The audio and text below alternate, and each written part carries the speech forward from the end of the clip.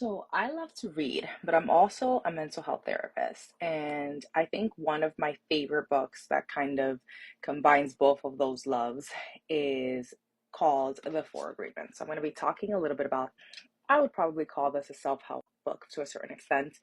I think it does a really good job simplifying how to deconstruct some negative thinking patterns that we tend to have learned throughout our lives. Let's break it down into four agreements, and it does go through each agreement in explaining how you can basically practice changing the way you think in order to change the way you feel, and then change the way you look at life, the way you act, the way you go about cognitive behavioral therapy.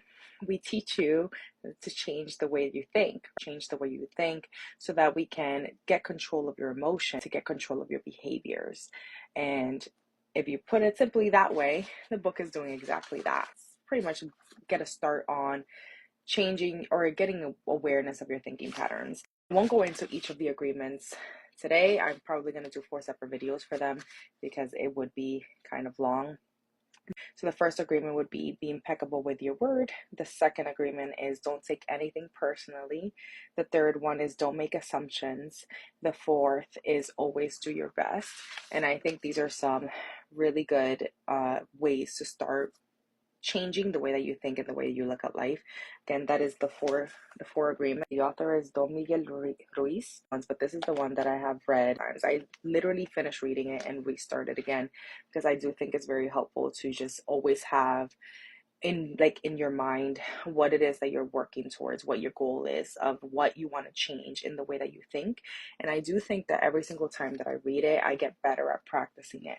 And the reason for that is that we grow up many years, like think of whatever your age is, all those years you have been thinking a certain way.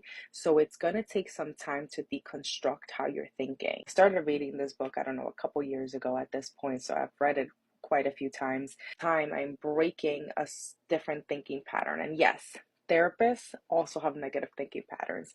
So we do have to work on ourselves as well. This is one of the best ways that I have been able to do that.